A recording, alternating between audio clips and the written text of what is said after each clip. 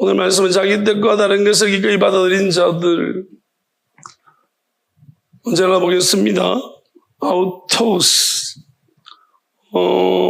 인칭 대명사라고 하는데, 우리 조금 다르게 저는 봐야 될 필요성이 있지 않나 싶습니다. 왜냐하면, 여기 이제 그 해석할 때 우리 정상적인 해석은 다윗 을 이제 아우토스가 다윗과 같은 면을 보고 있지만, 아우톤이 사실은 이제 다윗이 없어도 아우톤은 그라는 말로 이렇게 쓸 수 있어서 우리가 앞에서 이제 성령을 말했고 주라고 말했기 때문에 아우토스를 이제 우리가 그런 영역으로 보면 좋겠습니다. 왜냐하면은 이게 이제 헬라어가 가지는 특징적인 부분인데요. 아우토스, 이게 성령이라는 것이 이제 우리가 영이라는 게 있습니다. 그래서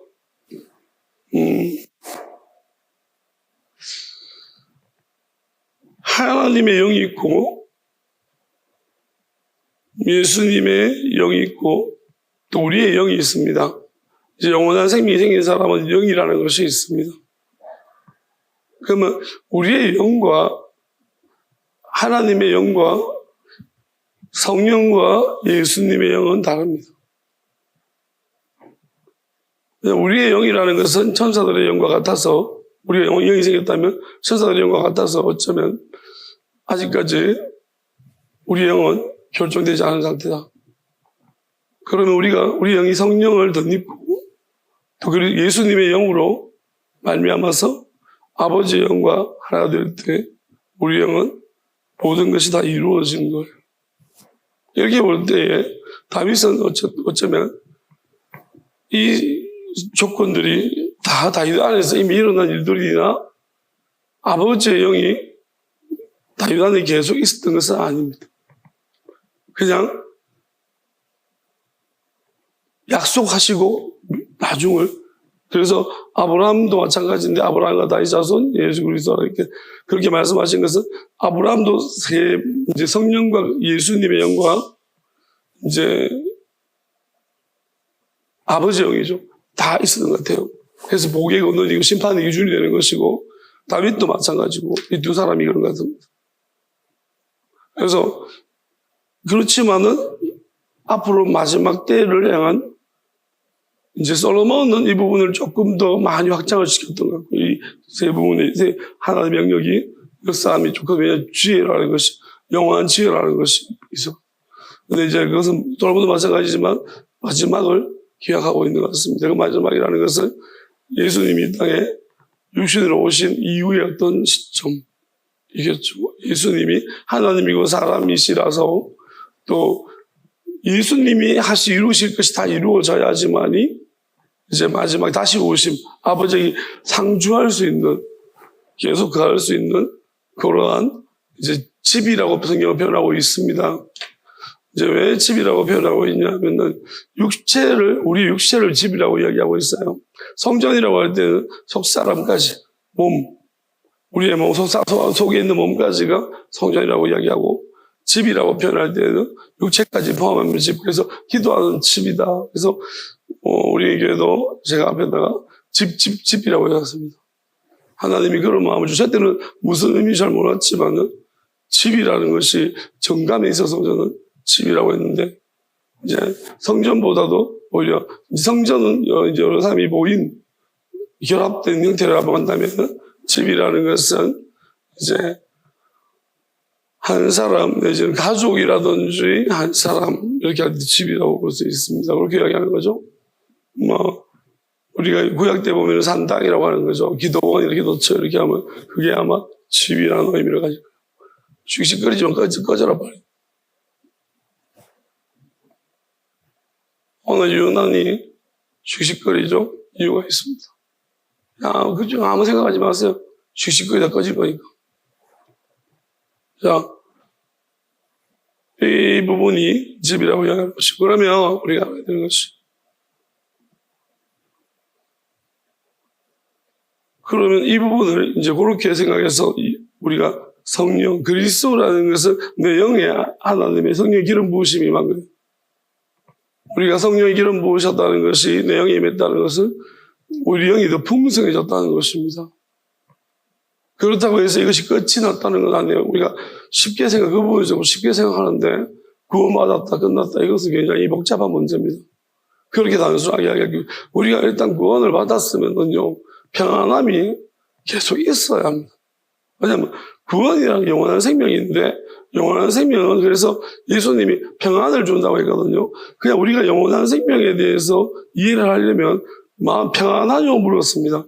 그럼 평안이 기준이 될 수가 있어요. 왜냐하면 평안함이라는 것이 우리 마음 상태가 울렁대지 아니하고 일정한 상태로 변하지 않은 상태로 유지되는 것이 평안입니다. 그럼 우리가 예수님 내가 주는 평안은 세상이 주는 것과 다른다. 왜 평안을 주냐? 그게 영원함이거든요. 세상은 어떻습니까? 내가 원하는 것이 이루어졌을 때 마음이 좀 평안해지고 불만족스러우면 평안하지 않습니다. 대부분이 안 평안하죠. 할 일이 있고 막 힘드니까요. 근데 할 일이 있고 힘들어도 평안한 마음이 지속되는 거죠. 영원한 평안. 그거는 일단 우리가 노력해서 얻어지는 것이 아닙니다. 아무리 노력해서 얻어진, 우리가 노력해서 평안을 유지시키려고 해도 더보다 극한 상황에 나가면 또 평안이 깨지는 거예요. 어느 극한 상황이라도 이상하게 마음이 평안이 안 무너진다면 그것은 그 사람은 영원한 생명이 확정이 되어집니다. 그것으로 우리가 이해하는 것이 가장 좋습니다. 제가 말하는 것은 또 이렇게 마음 평안하다고 해서 그것이 어떤 사람은 세상에 아무 관심도 없고 그냥 지 마음대로 살아서 그거는 평안한 게 아니고 회피하는 회피와 평안은 반드시 구분하셔야 됩니다. 평안이라는 것은 내가 부딪혀야 되는 거예요. 부딪혀도 마음이 안 무너져요. 다윗 같으면 평안했겠습니다. 평안 왜? 다윗이 사울에게 쫓기는 그 시간은 정말로 어떤 사람들이 견디기 힘든 오랜 시간이에요. 근데 다윗이 그 시간 동안에 이렇게 보면 들어붙는 그 어중이 떠중이 다 챙기는 거 보면 평안했기 때문입니다. 자기도 예민해 죽겠는데 뭐 위로받은 사람이 와가지고 다들 들러붙어가지고 뻔하잖아요. 목적이. 나도 힘들어 죽겠는데 그럼 신경질 내고 막 이럴 건데 다윗이 압살롬 쫓겨날 때도 그렇고 굉장히 평안하거든요. 약간 좀 모질한 사람같이 평안하거든요. 자식이 그런데도 불구하고 또 그 바세바 여사에 낳은 아이가 기도하다가 죽었을 때도 막 웃으면서 나오고 약간 도라이 같아요. 그죠? 왜냐하면 기도할 때는 진주하게 기도하고 하나님 살려달라고 그러면서 하나님이 됐다고 하니까 딱 일어나서 또 아이가 이제 죽었다고 하니까 하나님이 하셨다면서 막 웃어요. 그게 평안이에요. 보통 사람은 뭐 그래요. 그러니까 이걸 보면 다윗은 완전히 마음이 평안하면 그래서 다윗은 영원한 생명이 이미 확정된 사람. 다만 이제 영원한 몸, 육체를 다윗이 육체가 평안하냐 봤을 때 특별히 다윗이 아픈 곳이 없었죠. 그러면 우리가 보면서 꿀거리지나 나이 들어서 그런 거 말고 우리가 다윗이 보면서 뭐 특별히 몸이 아파가지고 막 이런 데는 별로 없었습니다. 그래서 그것을 보면은 하나님이 다윗에게 그 영원한 몸에 대한 약속도 성전에 대한 약속도 주셨다는 거예요. 자, 그러면은 다만 그것이 살아서 영원 죽지 않는 영광을 누리지 못했는 것은 예수님이 오지 않았기 때문입니다. 예수님이 오셔야 될 일이 이루어질 수 있는 거예요. 왜냐하면 살아서 죽지 않는 영원함이라는 것은 우리의 출생이 바뀌지 않는 이상 도저히 우리가 누릴 수 없는 것입니다. 그래서 하나님이 성천하시기도 성천 데려가시는 사람도 있어요. 그러한 그 조건이 이루어졌음에도 그걸 누리지 못하니 엘리야 같은 경우 데려가는 거예요. 에녹 같은 거 데려가는 거예요. 300년 동안 하나님한테 동행했다는 것은 우리가 하나님과 동행한다는 것은 이런 의미가 있습니다. 여러분, 우리가 하나님과 동행하는 것이 쉽습니까? 하나님이 그냥 자양좌 앞으로 가 우양우 뭐 이런 것만 시킬 줄 압니까? 아니라는 거예요. 300년 동안 있으면서 하나님이 얼마나 에녹한테 이런저런 일들을 많이 시켜봤겠어요. 그래서 비 오는 날 나무를 좀 해오라든지 뭐 이런 굉장히 열받는 많은 뒷다리들이 있었을 거라고 생각합니다. 근데 에녹이 자기 생각을 버려요. 그러니까 우리는 하나님의 뜻에 순종하려면 자기 생각을 온전히 가지고서는 어렵습니다. 내가 이성적이다 그러면 여러분들이 어떻게 보면 하나님의 뜻에는 좀 순종하기가 어렵겠다 이렇게 생각하십니다. 이성적인 사람이 순종하려면 진짜 기도를 많이 해요. 박살나야 돼요. 기도를 하다 보면 지쳐서 우리가 힘이 다 하잖아요. 사람이 왜 이성적이냐면 이성적이 안 될 때가 언제인 줄 압니까? 힘 다 하고 네 목숨 다 하고 네 마음을 다 해보고 내 마음이 없어지면 이성이 될 수가 없고 내 힘을 다 해보면 여러분 진 다 빠져서 죽을 지경인데 이성 하나도 안 중요한가 알아요. 여러분이 만약에 산골짜 길을 잊어먹고 있잖아요. 이제 도저히 혼자예요. 밤에 죽겠어요. 이제. 한 이틀쯤 그래서 지나서 배고파도 죽겠고 이제 무섭기도 하고 이러면 힘이 다 빠지. 그래도 뭐 이쪽 찾다 보면은 그래도 못 찾겠고 이러면 힘이 다 빠질 거 아니에요. 그쯤 되면요 이성적인 생각 같은 거 별로 안 들어요. 왜? 개구리도 잡아먹어야 되고 뭐 이제 야 인간이 어떻게 인간의 존엄이 있지 어떻게 개구리 같은 걸 잡아먹냐. 먹어야 돼요. 없으면 지렁이도 먹어야 되고요. 안 된다니까요. 여러분 고상가고 이성적이 따질 때가 아니야. 힘 다 빠지면 어쩔 수 없어 생존해야 뜻을 다하면 의도 내가 할 거 다 해봐서 안 돼. 그럼 어떻게 우리도 보통 그러잖아요. 뭐예요? 여러분 가족 중에 누구 아픈 분들이 있으면은 뭐라 그래요? 사람들이 이거 해도 안 돼 저거 해도 안 돼 나중에 뱀술 안 마셔보라고. 마지 못해 뱀술 마신다니까요. 누가 나왔다더라 그러면 하기 힘든 일을 하잖아요. 엄청 보통 못 먹는 그런 거 막 먹잖아요. 몸에 좋다 그래가지고. 왜? 그게 정상적인데 절대 안 먹어. 건강하면 먹어요. 우리가 그런 상태대로 자꾸 생각해봐요. 그럼 우리가 하나님의 뜻에도 마찬가지인데 하나님이 광야 생활을 40년 하는 사람들이 우리는 광야 생활 안 해봤죠? 그리고 여러분들은 자꾸 광야 생활 40년 하는 사람들을 에이구 손가락질합니다. 여러분 광야 생활 4일이 아니고요 40년이에요. 내가 잘못했는 거 있어도 40년을 돌았다. 여러분 광야 40년 또 저 이 시대에도 쭉 광야에 태어났어요. 거기서 한번 상상해 보세요. 내 고향은 광야. 그 광야에 태어나는 게 얼마나 이게 수치스러운가. 다 보는데 태어나는 거예요. 나의 출생을 모두가 다 봤다. 이거잖아. 거기는 화장실도 없고요. 아시겠습니까? 우리가 광야에는 화장실, 우리는 자꾸 뭐 생각하냐. 광야 가려면 우리가 지금 생활하는 거 딱 비추어서 광야에 수세식 화장실 있고 뭐 이런 광야로 생각하고 있어요. 아니라는 얘기예요. 여러분 우리가 죄를 지어도 그러잖아요. 그죠? 아무리 죄를 지어도 40년 동안 광야 돌아보세요. 그게 우리가 어떤 마음이 드는지 하나님은 도대체 왜 이렇게 하신 건지 결국 광야에서 죽었다고요.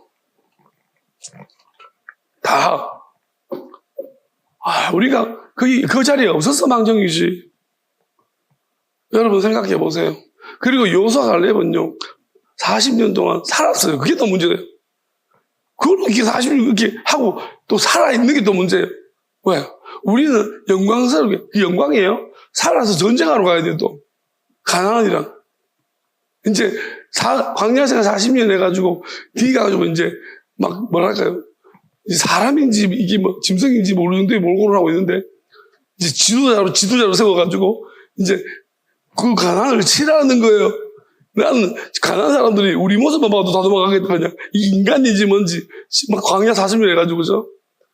걔들은 깨끗할 텐데 씻고 우리는 막 더러워가지고 이게 눈만 빠고마고 막 이렇게 우리가 보기 좋게 생각하지. 그림에는 맨날 요수아가 막 깔끔하게 머리 길고 이렇게 멋있게 나오지. 솔직히 광야 40년 생활하면요 저게 사람인지 귀신인지 막 잘 모를 거예요. 눈만 가고 이렇게 얼굴이 막 참 시커매가지고 막 이럴 거예요. 그런 상태에서 전쟁을 또 하니 여러분들이 만약에 우리 정말 쉽게 성경을 봅니다. 너무 쉬워요. 왜? 하나도 성경을 내가 이해를 못하고 있는 거예요. 우리 맨날 광야를 신하고 찬양하지. 그 광야가 어떤 광야인지. 여러분 진짜로 한번 가보십시오. 저 이스라엘 광야. 저도 안 가봤지만은, 안 가봐도 저는 좀 알아요. 안 가봐도 느껴져요. 가기 싫어요. 근데 광야라는 것이 꼭 우리가 물리적인 고통, 그때는 물리적인 고통스러움이지. 물리적인 고통스러움이 힘드냐? 아니면 심리적인 고통이 힘든 거냐? 어느 것이 힘드냐? 시대마다 다르겠죠. 궁극적으로 저는 심리적인 고통스러움이 더 힘든다고 봐요. 그리고 하나님도 그렇게 보시는 것 같아요. 왜? 물리적으로 고통스러운 것은 사람이 악해지지는 않아요. 그러니까 물리적으로 힘들다고 해서 악한 정도의 어떤 사람들은 고생하면 착해져요. 이게 왜냐하면 엄청 고생하다 보면요, 약간 서로 돕고, 이렇게 약간 뭐랄까, 옆 사람에 대한 또 내가 힘드니까 저도 힘들겠지 이런 생각이 있어가지고 고생을 같이 하다 보면 군대도 그래요. 전쟁 한번 겪거나 우리 전쟁 안 했잖아요. 우리가 베트남 전쟁 갔다 온 사람들 얘기 들어보면 그 동지라는 것이 말도 못해요. 우리는 정말 그 참혹한 동료가 죽고 이러면은 막 서로 살라고 막 아비규환처럼 느껴지잖아. 아니래. 동료가 한 명이 총 맞아 죽으면 전우회가 막 불타가지고 막 보호하고 막 자기 람포처럼 이렇게 하고 그런 막 올라간다. 그러니까 희한하죠, 그죠? 그러니까 물리적인 힘, 육체적인 힘들 고통스러운 것들은 오히려 우리가 서로 또 협업하고 내 마음이 같이 힘들잖아요. 독한 거 없는데 이 마음이 힘든 것은 다른 문제예요. 마음은 안 보여요. 나는 힘들어 죽겠는데 웃어요. 웃어. 네가 지금 웃어. 나만 힘든 것 같아. 진짜 힘든 거예요. 그리고 우리가 매체가 발달했느냐? 매체가 없는. 예수님 때는 대중매체가 발달하지 않았어요. 그래서 사람들이 얼마만큼 이제 내가 살아가는 이 바운더리가 얼마나 넓으냐, 좁으냐에 따라서 고통의 정도가 달라요. 우리가 과거에 보면은 예수님 때 같은 경우에 자살하는 사람들이 많지 않았을 것 같아요. 지금도 마찬가지로 에티오피아 같은 나라도 자살을 잘 안 해요. 행복하게. 엄청 행복하는데. 왜 그럴까요? 그쪽 나라는 이쪽 동네와 저쪽 동네가 단절되어 있습니다. 여기서 무슨 일이 있어도 저쪽 동네 잘 몰라요. 그래서 내가 저 작가 살면은 괜찮아요. 여기서 큰 사고 치고. 잘 모르거든. 그리고 내가 이렇게 한다고 다른 사람 다 안다고 생각하지 않아. 근데 우리나라 같은 얼마나 내 선진국들은 매체가 엄청 발달했어. 뭐 갖다 잘못하면 뉴스에 나와요. 그리고 그때부터 이 땅에 내가 살 곳이 없는 거예요. 그리고 이제 좀 더 크게 사고 치면 글로벌 뉴스, 우리나라도 CNN도 나오고 막 다 나오는 거예요. 그럼 나는 이제 미국 가도 못 살겠네. 어디 가도 살 데가 없어. 정말로 괴로울 거예요. 우리 연예인들도 자살이 높은 이유들이. 우리는 그렇게 그들의 소식이 별로 민감하지 않는데, 그래도 연예인이라고 하면서 자기들이 사고 치고 나면 그 민감하게 생각하는 거죠. 소문이 빨리 나서. 그래서 엄청나게 이게, 일반 사람이 문제가 일어났을 때와 불화가 일어났을 때와 이제 그런 알려진 사람 불화가 일어났을 때 또는 매체에 알려졌을 때 그 불화들이 매체에 알려졌을 때랑 이 오는 충격들은 다릅니다. 그래서 우리가 그 깊은 억울하면 억울할수록 더 고통스러울 것이고요. 그래서 우리가 이 부분에 대해 척도를 가늠하는 것은 좀 어렵지 않나 생각합니다. 하나님이 정확하게 보시겠죠. 근데 하나님은 이 시대의 고통스러운 것이 가장 고통스럽지 않나라고 생각하시는 것 같습니다. 왜냐하면 복잡하니까 사람도 단순하지가 않아요. 예전 같으면 단순했는데 우리가 이만큼 발달된 세상에서 살고 요즘 아이들도 생각하는 것이 우리 때랑 많이 다릅니다.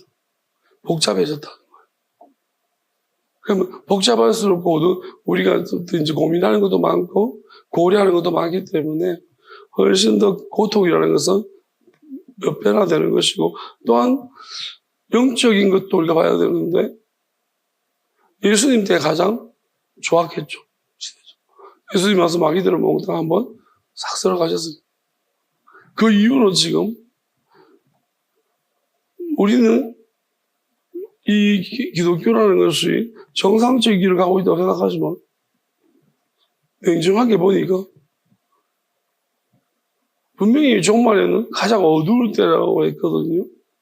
예수님도 가장 어두운 시점에 오신 게 맞아요. 뭐가? 말씀에 까막눈 시대입니다. 바리새인들이 말씀을 가장 연구를 많이 했던 까막눈 시대. 그럼 이 시대는 어떨까요? 말씀이 홍수처럼 쏟아지나? 똑같은 것 같아요, 그때처럼. 까막눈 시대. 왜냐하면 심지어 어떤 사람들이냐 말씀을 가지고서 뭐 성령이라든지 방언이라든지 영적으로 말씀을 보는 것을 굉장히 비난하는 특정 요즘 부류가 생겨났어요. 진짜 오직 이성만 가지고 말씀을 이해하려고 하는 무리들이 일어났다는 거예요.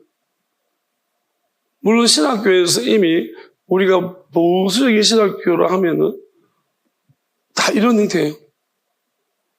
저도 보수신학의 대표 원상을 해봤는데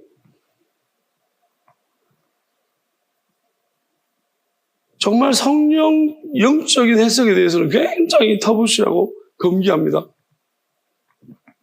그리고 그걸 보수 힘이 너무 큰 보수신학의 교수들이 대부분 다 그런 걸 추구하기 때문에 어차피 신학교는 교수들이잖아요. 교수들은 기도를 많이 안 해요.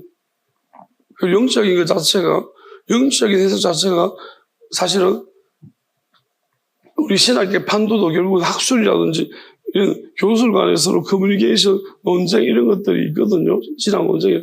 그러면 영적인 해석들은 신학 논쟁 자체가 안 되는 거예요. 학술적인,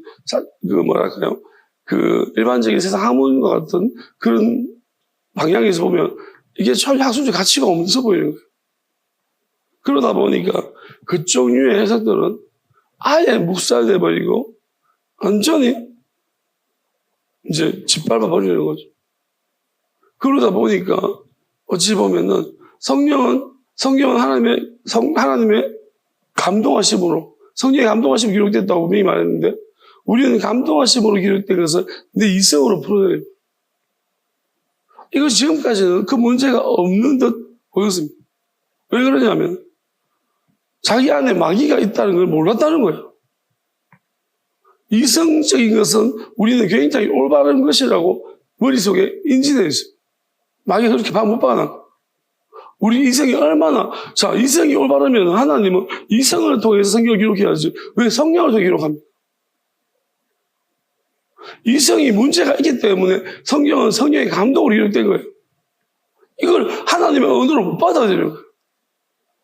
그러면 성령은 어떻게 풀리냐? 성령의 사사로 풀 게 아니라 이성에 의해서 풀 것이 아니라 성령의 감동으로 풀어야 된다.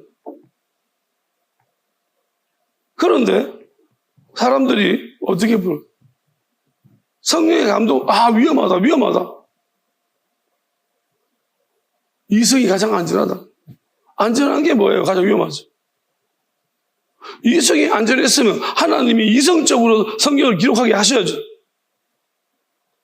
왜 성령의 감동으로 기록했냐? 이성이 문제가 있으니까. 이성이 온전하면 안 믿는 사람도 저절로 하나님을 믿어야지. 알아야지. 이성이 문제 있으니. 그러니까 우리는 자꾸 그러니까 지금 얼마나 하나님 말씀의 해석이 엄청나게 이상해져 있나.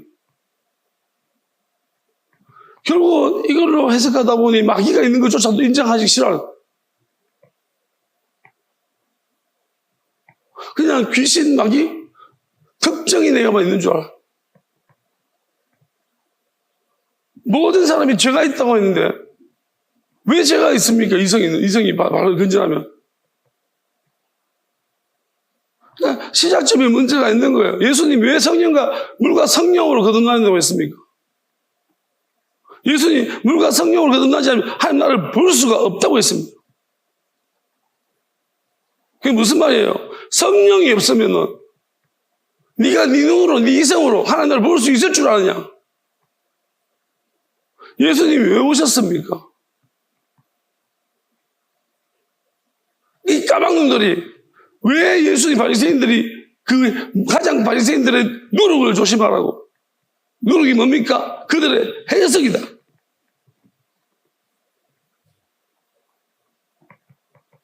얼마나 그 위험한 짓을 진머리로 마귀가 주는 생각을 받아가지고 진머리로 성경 하나님의 말씀을 왜곡시켜가지고 그렇게 열심히만 했더니 화이설전적 지옥 간다는 얘기입니다. 너희는 조상들이 가르쳐준 율법을 가지고 이야기하지만 나는 내 아버지께서 내게 말해서 알게 하신 것으로 너에게 전한다. 다릅니다. 왜 비유를 했었습니까? 마귀 때문에 그런 거예요. 그래서 왜 한적하고 혼자 잡고 다니십니까? 사람하고 떨어져서 영향받는 짓 않는 곳에서 마귀를 베어내는 우리 기도라는 것이 그런 것입니다. 왜 골방에서 예수님이 기도하라고 했습니까?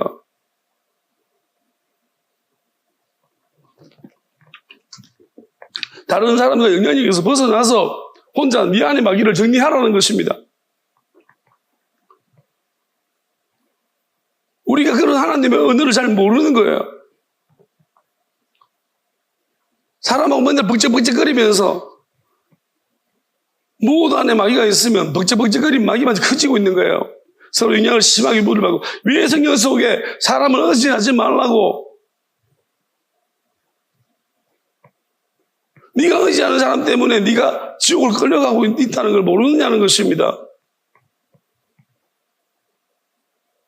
우리 가운데 누가 영적인 자기 관리를 잘하는 사람이 있습니까? 이런 원리들을 아는 사람이 있습니까? 어느 목사가 합니까? 바빠가지고 오죽했으면은 그런 농담합니까? 주의 종들이 너무 바빠서 주님도 그들을 볼 시간이 없다고. 이런 농담합니다. 이게 맞나요? 자기 안에 관리 못하고 있는 거예요.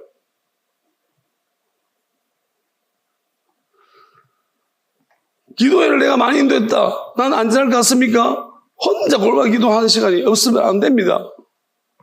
왜요? 나 혼자 기도해야 되는 시간이 있어야 돼. 내 안에 내 문제는 영향받지 다른 사람 영향이 없는 상태에서 내가 혼자 기도해야 되는 거예요. 예수님이 그런 한적한 시간에 여러분 그런 시간 예수님이 가지신 거 우리가 그냥 아닙니다. 우리 새벽 기도를 이야기하지 마세요. 홀로 기도하는 시간입니다. 근데 이게 굉장히 어려운 거예요. 왜 그렇습니까?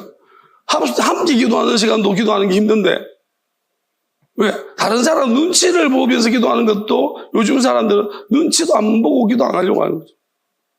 그런데 혼자 기도하는 것은 하나님이 살아계신 것을 믿지 못하면 혼자 골방 기도하는 건 어려워요. 이건 불가능해요. 그리고 혼자 기도하더라도 있잖아요. 혼자 기도하면서 오직 맨날 요구만 합니다. 하나님은 할 말이 엄청 많아가지고 막 따라따라 돌아가면 하나님 말씀 들을 시간이 없어요. 누가 기도하면서 묻습니까? 묻는 기도 누가 합니까? 그런 사람 잘 있습니까? 대답은 할 거라고 믿습니까? 성경에 보면 선지자들은 오직이 묻습니다. 하박국 맨날 묻습니다. 선지자들을 보면 대부분 다 하나님하고 대화하고 있습니다. 인자야 무엇이 보이냐? 여러분들 그렇게 대화해봤습니까? 기도하면서. 옛날 구약의 일입니까? 왜 그렇게 하십니까? 그게 일은 불가능한 일입니까? 저는 그렇게 하고 있습니다. 저도 이런 일들이 이런 것이 한 번도 누구도 배운 적도 없고 가르친 적도 없습니다. 그런데 이 시간 동안에 그렇게 하지 않으면 살 수 없어서 하나님 기도 시간을 가지면서 자연스럽게 하나님이 그렇게 인도해 주셨습니다.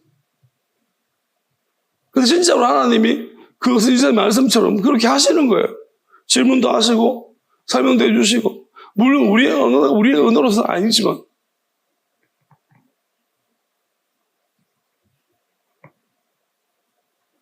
이러한 일들에 대해서 그러면서 우리는 뭐냐면 엄청나게 그럼 이성적이냐? 정말로 이성적이지도 않아요. 또 왜? 이성적이었으면 세상 사람들이 우리를 납득했을 텐데, 이성적이라고 하면서 성경에서 개떡같이 해가지고 저쪽 사람들은 우리를 반이성적으로 본다는 거예요. 그러니까 이성적이지도 않아. 왜? 불과 언제까지입니까? 이성적이라 해놓고 자꾸 태양이 지구로 돈대요. 많은 경우 이야기하는데 아니라고. 이성적으로 해석하는 사람들이 그렇게 한다고. 6,000년이래 자꾸. 이성적이래. 이게 이성적입니까? 반이성적이지. 증거가 막 튀어나오고 있는데도 막 보고요. 이게 뭡니까? 그러면서 이성적인 해석이라고.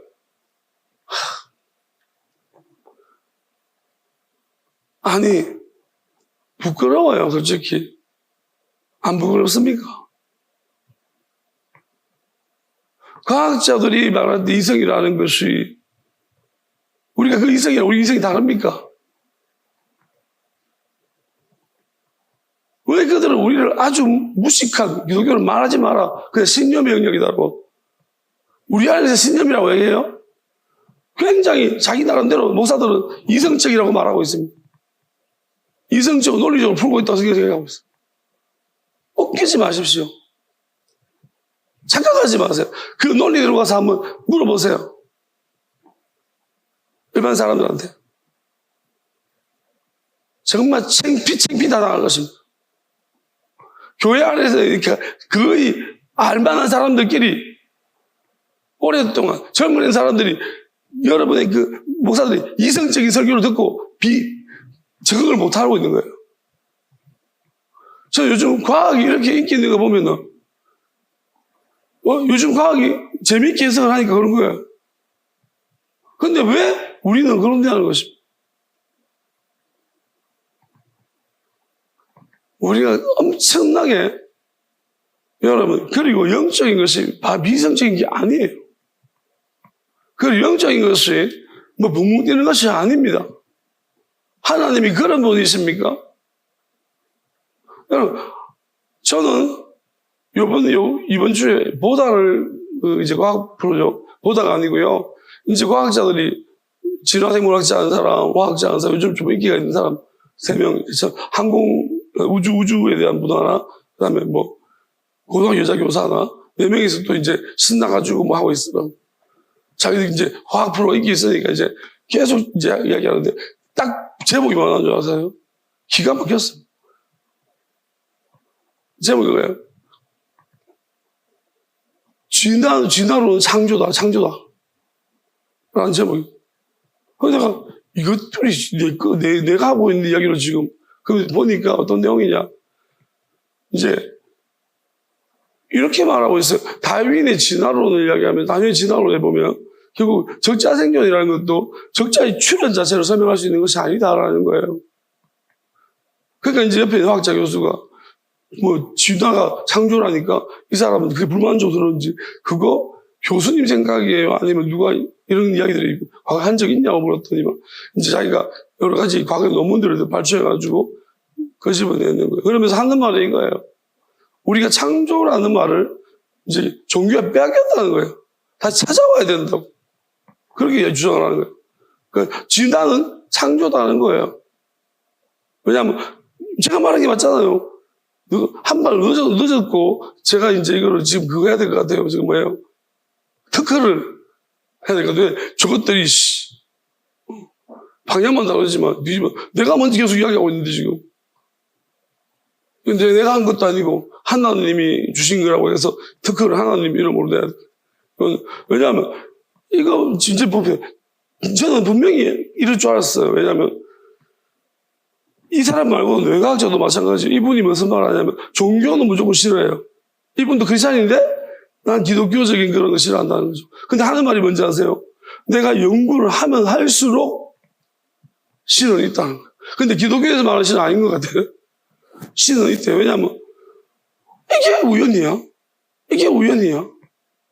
제가 말했습니다. 왜냐하면 법칙이 과학자들이 먹고 사는 것이 하나님 때문에.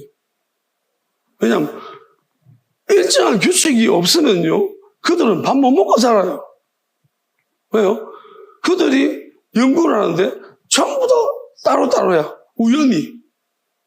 이별 연구하는 게 정신이야. 왜?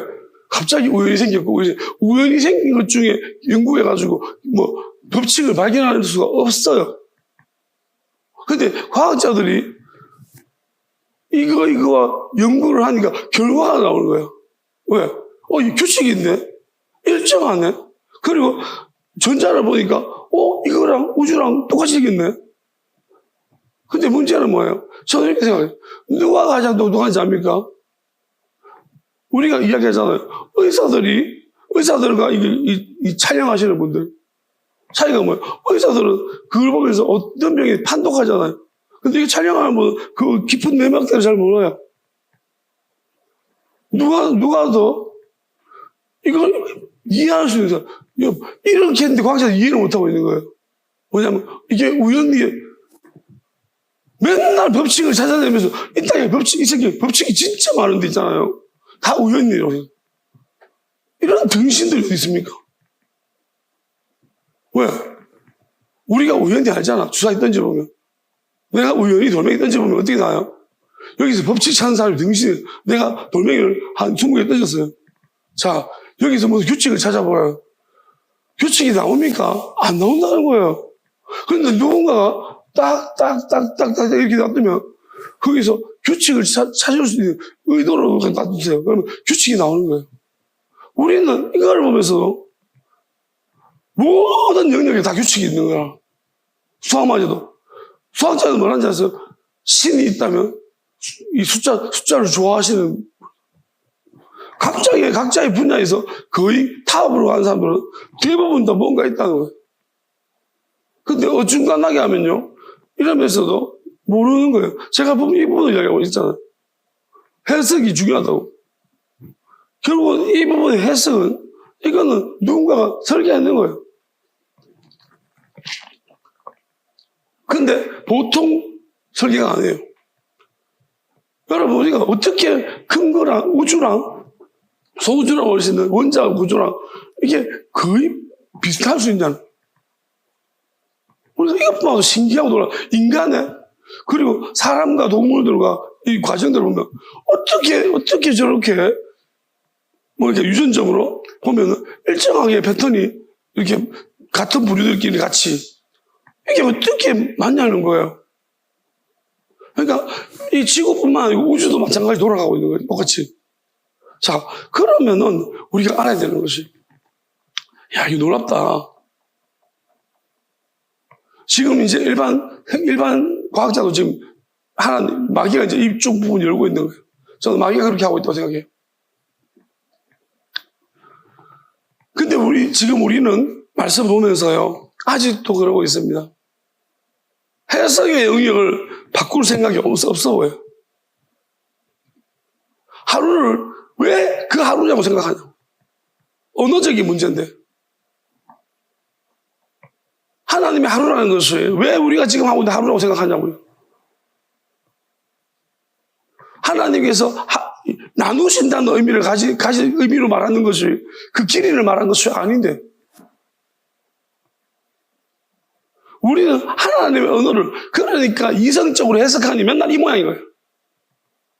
그리고 이성적으로 해석하니 그 이상의 어떤 영적인 신비적인 해석이라 그러면서 막 사형시키고 불질러 죽이고 막 마귀가 들었다면서. 지금도 마찬가지예요. 이단이라 그래 자꾸. 여러분 하나님한테 그리고 충분하게 해석이 되는 부분들이에요. 오히려 더 과학적이고 더 이성적이에요. 내 힘이 아니라 하나님의 힘. 유관하게 하나님이 우주 이 법칙들을 모두 하나님의 지혜 안에서 만들어졌다면은 하나님을 의지하고 그 지혜를 구하면서 말씀 보고 성령께서 알게 하시고 하나님의 영이 우리를 인도하시면 훨씬 더 말씀 안에서 저는 그래서 지금 이런 설교를 하고 있는 거예요. 한번 누구도 해보지 않는 길을 가고 있습니다. 아마도 제가 조금만 큰 교회였으면 못할 거예요. 벌써 저는 쫓겨났을 것입니다. 아무도 안 듣는 광야에서 외치기 때문에 그나마 영향력이 없어서 저는 지금까지 계속해서 선포하고 있습니다. 그런데 저는 이제 하나님이 이렇게 말씀하신 복음이라는 것이 뭐냐, 이 부분도 제가 여기 선포하지 않았으면 저는 못 깨달았을 것입니다. 왜냐하면 예전 같으면요, 성도들의 숫자가 제 설교에 굉장히 영향을 줬습니다. 듣는 사람들이 많으면 왠지 힘납니다. 살아온 대로. 그런데 성도들이 적게 오면은 약간 이제 마음에 동요가 일어나기 시작합니다. 첫 번째 동요는 뭐냐면 특별히 또 잘 듣는 성도가 나왔습니다. 그러면 마음이 동공이 흔들립니다. 왜? 갖다 넣어 잘 안 듣는데 그나마 잘 듣는 사람만 안 오면 이건 내가 어떻게 설교하는 거지? 문제가 있고. 그 다음에 두 번째는 내가 이때까지 이렇게 똥 빠지게 준비했는 게 무슨 의미가 있나. 이게 사람들 안 듣는데 그 문제 있고 여러 가지 생각이 복잡해져. 그러면서 이제 사람들이 많느냐 적느냐에 엄청난 영향을 받고 있거든요. 근데 이제 하나님이 이런 시간 속에서 말씀을 너무 좋게 사랑하게 만들어버렸어요. 그러니까 이제 말씀이 너무 사랑스러우니까, 사랑하니까 저는 사람들이 별로 의식 없고 나는 그냥 내가 말씀이 좋아서 선포하는 거예요. 그러다 보니 이제 어떤 것을 알게 하셨냐면은 복음이 뭐냐, 복음의 근본적인 굿뉴스예요. 듣는 거예요. 보는 게 아니고. 그러면 하나님은 복음이라도 듣는 것으로 말씀하시는 거였어요. 그리고 제가 말씀하는 것을 듣고 난 다음에 성경을 보십시오. 제 말이 맞는지. 제가 말하는 거 알고 보면 성경이 희한하게 그렇게 보여져요. 근데 여러분이 이 생각을 한 번도 안 하고 성경을 읽으시면 복음을 들을 때 지금 여러분이 알고 있는 복음이 뭔지도 몰라요. 그게 말씀인 줄 알고 있어요. 무조건 복음 그래요. 개똥 같은 소리 하고 있네. 이 거지 같은 선교단체들이 보면 복음이라 그러는데 복음이 뭔지도 몰라. 지가 말하는 게 복음인 줄 알아. 그게 아닙니다. 왜 복음이야? 좋은 소식 아닙니까? 뭐가 좋은 소식이에요? 네가 말하는 게 좋은 소식이냐고. 스트레스 받게 하고. 예수님만 들어가고 예수 이름 팔면서 남들 강요하고 그게 복음이에요? 스트레스 받는 거지. 진짜 복음은 제 말 들어보세요. 이게 복음인지 아닌지 한번 들어보세요. 복음은 뭐냐면 듣는 건데 우리가 말하면 내 목소리로 말하면 좋겠습니까? 그럼 뭐예요? 제가 지금 복음을 전하고 있다고 믿으니까 이렇게 하고 있는 거예요. 최근에는 그것 때문에 더 힘이 납니다. 왜요? 아무도 안 듣는 사람 별로 없어요. 그렇지만은 복음이 뭐예요? 나는 이렇게 믿어. 하나님 예수님 성경을 보다 보니까 복음에 대해 다시 정의를 내리시는데 내가 선포하죠. 그러면 내가 만약에 여기 있는 사람 듣는다고 생각하면 이게 여전히 나는 그 문제에서 벗어나지 못할 거예요. 여러분 만약에 유명한 BTS가 콘서트를 열었는데 3명이 와 있어요. 하겠죠 걔들이? 안 하지. 왜? 우리가 3명 놔두고 어떻게 하냐고. 우리 멤버가 10명인데. 그렇지 않습니까? 그러니까 못한다니까요. 일반적으로. 힘들어요 이거. 그런데 자, 영이라고 생각해 보세요. 내가 선포해버려요. 마귀가 있고 우리가 마귀가 있고 나는 내가 이걸 선포하면 내 안에 마귀를 빼어버리고 누군가가 만약에 나와 연결되어 있는 이 말씀 누군가가 뭔가 진리를 삼아온 사람이 있다. 나를 알고 있는 사람이 있다.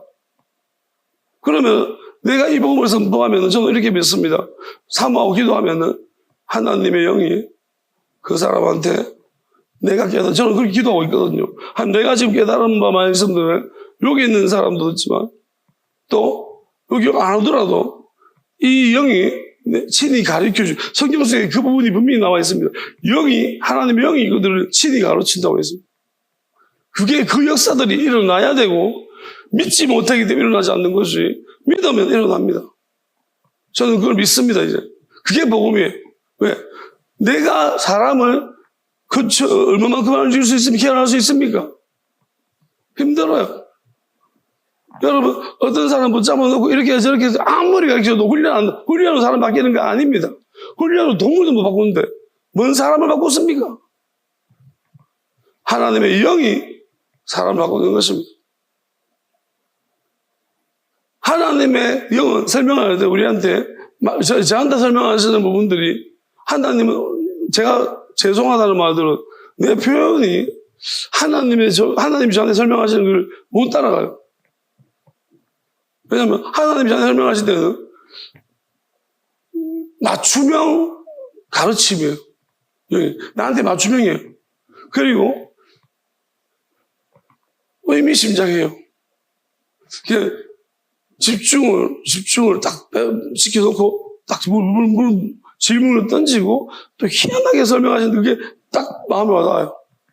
근데 저는 설명할 때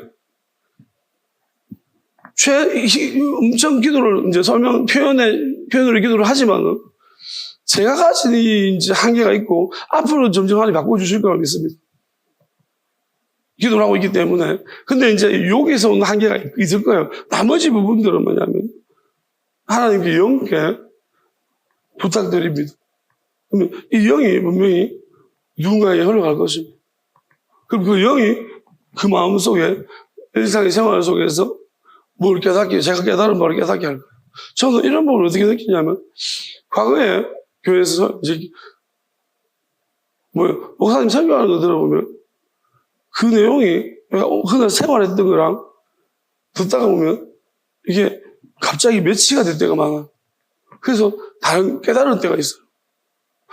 희한하다. 그 목사님이 한 주간 고민했던 것이 내가 그 주에 내가 겪었던 것과 일치가 됐다. 이걸 보면서 영적으로 좀 통한다는 느낌이 들어요.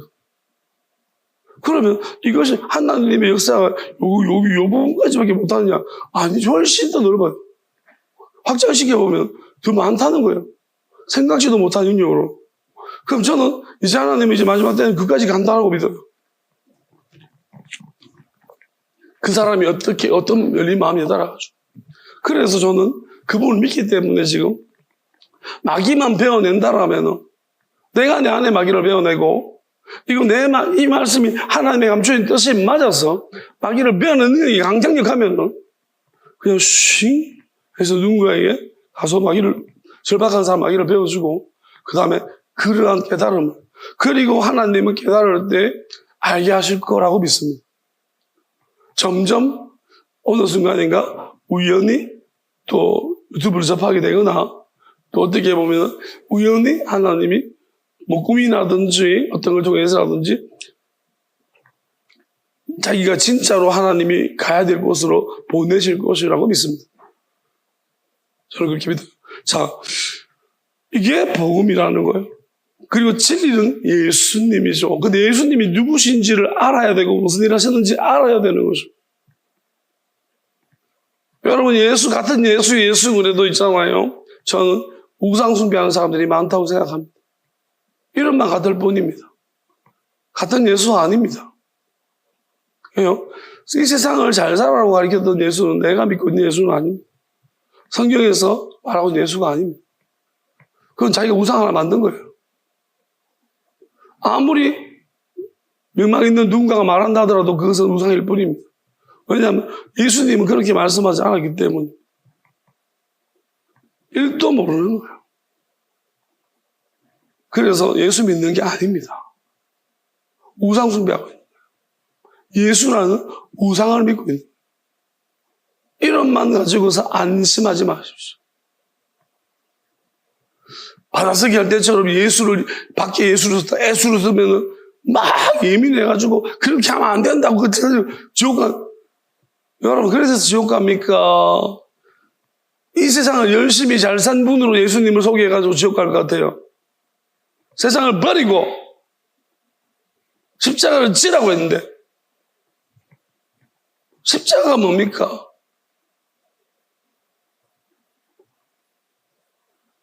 전부 다 막 재밌는 것만 등에 얻고 다니면서. 편하고 좋은 것만 얻고 다니면서. 십자가 뭐예요? 그들도 안 보면서. 그러면서 뭐 심령이 강한 그런 게 어디 있습니까? 배가 불러야지. 그러니까 이런 예수님을 믿는데 성공시킨 예수, 이 땅에 예수님이 성공했습니까? 실패했습니까? 예수님 앞에서 성공을 이야기할 수 있겠습니까? 십자가 달린 예수님 앞에서 웃으면서 예수님 성공했습니다. 세상에서. 영광 받으세요. 십자가 달린 예수님한테서 여러분들은 성공했다고 말할 수 있겠습니까? 그게 성공입니까? 내가 네한테 그걸 바라더냐고 물으시면 할 말 있습니까? 속여가지고 전도 많이 했습니다. 거짓말 시키고 전도했습니다. 그럼 예수님이 이거 정말 대견해. 회사입니까?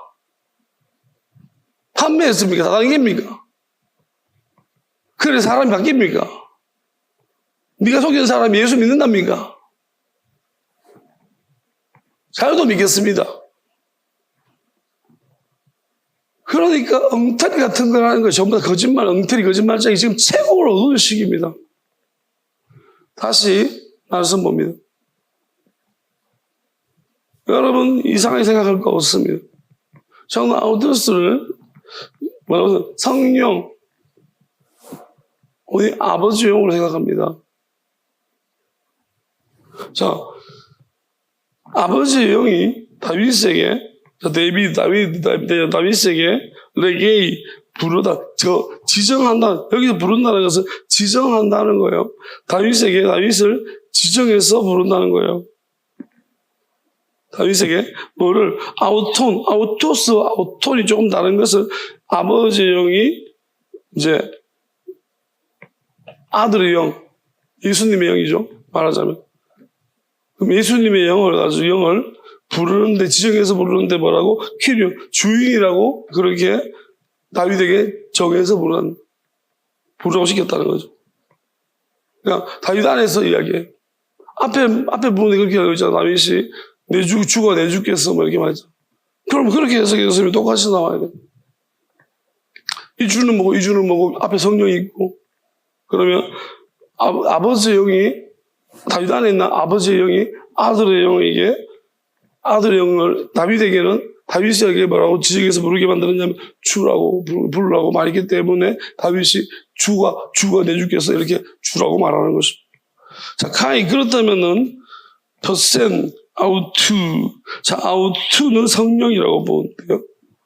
퍼센 아우투. 그럼 성령이 자, 그의 성령으로부터 이런 일이 생겨났다는 거예요. 그럼 다윗에게 성령이 있는데 그의 성령으로부터 성령이죠. 그러니까 이게 히오스가 중요한데 ST에 어떤 특징이 있다는 것이고 히오스는 사람이란 범주를 말하는 거예요. 그러면 다윗이라는 사람은 성령의 사람이라는 거예요. 속한 성령의 사람이라는 특징이 있는 그 성령의 사람의 특징이 있는 그런 범주에 있는 사람이라는 거예요. 그러면 다윗 안에 아버지의 영도 있고 아들도 있고 성령도 있다는 거예요. 그러니까 이런 세 가지 형태가 있는 사람의 범주라는 것을 이게 표현해주고 있는 것입니다.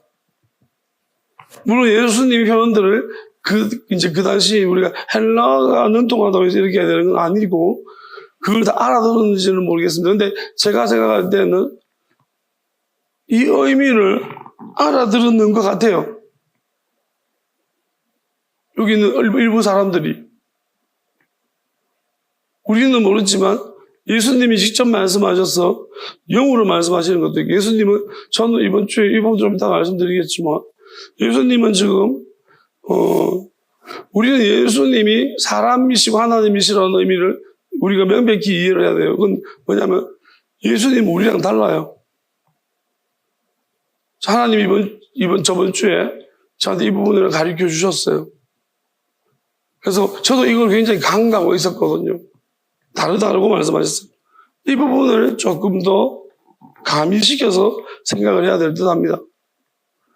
왜냐하면 예수님은 마귀를 빼주시면서 누군가 교제하고 대중적인 이야기도 마귀를 받아오세요. 그래서 그래야지 말씀이 잘 들리게 만들어주셔요. 마귀를 받아내시고 그 다음에 신적 권위가 있습니다. 그러니까 예수님이랑 영적 권위가 있어서 영적으로 좀 깨어있는 사람들은 예수님 보면은 이게 다르게 들리는 거예요. 왜냐하면 예수님이 우리는 제가 어떤 이제 하나님의 생각을 들었을 때에 공식적으로 들렸던 것처럼 예수님이 그렇게 강하게는 이제 대중한테 말하지 않겠지만 어느 정도는 영적으로 이제 동시적으로 뭔가를 말할 때 한마디 말할 때 여러 가지 이제 생각들로서 마음에 다가가실 거예요. 그래서 예수님 말씀을 거역하는 것이 되게 어려울 것 같아요. 그러니까 강심장이나 악한 놈들이 아니면. 그래서 이 부분 그 다음 문제를 보면 카이 그리고 난 다음에 호라고 했습니다. 호는 뭘까요? 호라는 것은 창조의 영역 안에 있는 하나님의 영이라고 생각합니다.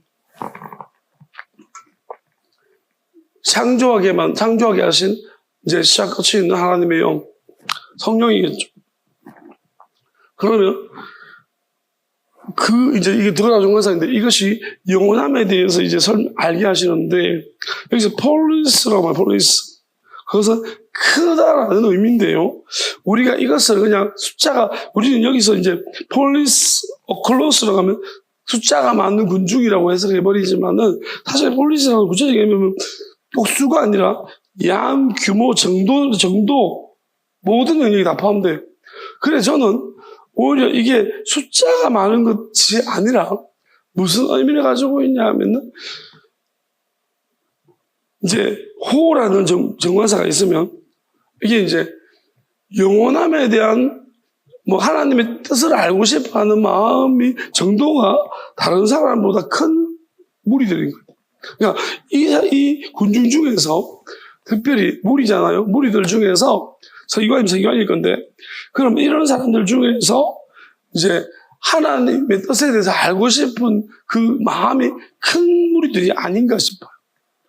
좀 더 나은 상태에 있는 사람, 좀 더 좋은 상태에 있는 사람들을 그런 약간 부류들 우리가 우리 무슨 교회다 그러면 교회가 다 똑같지는 않잖아요. 비슷한 칼라를 가지고 있지만 거기도 뭔가 사람마다 달라요. 아무리 악한 집단도 거기 악하다고 해서 그 악한 곳에 들어간 이유가 다를 거고 또 가담 정도가 다를 것입니다. 그래서 그 중에도 한두 명이 또 바뀔 수 있는 수가 있고 감옥에 간 사람들 중에서도 교화될 수 있는 사람들이 있다는 똑같지 않다는 거예요. 그러니까 우리가 바리새파 중 예수님 바리새파 왜 자꾸 시비를 걸으시고 또 사두개인들 왜 자꾸 건드리고 또 왜 자꾸 이렇게 갈라치게 하시느냐. 그 중에서도 좀 더 나은 상태에 있는 사람들이 있다는 거예요. 우리가 나다나엘 같은 경우도 나중에 보게 되면 우리 다른 구절에 보면 분명히 그렇게 말하죠. 예수님 말씀하신 것에 대해서 막 비난할 때 나다나엘이 딱 뭘 합니다. 그런 걸 보면은 우리가 그 무리들에 속해 있다 어쩔 수 없이 있다 하더라도 조금 더 진리를 추구하고자 정직한 사람들이 있다는 거죠. 하여튼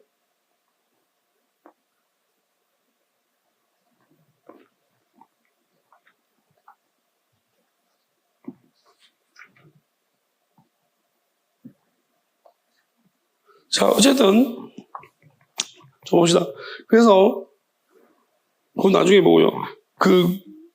그래서 이제 이 군중들 좀 더 나은 상태에 있는 사람들이 에쿠에는 듣는데 의도를 가지고 들었어요. 뭐냐면 이 사람들도 소속된 집단이 있는 거 아니면 안식일날 예수님 말씀하시는데 그들이 지금 집단이 가지고 있는 구체적인 생각들이 있는 거예요.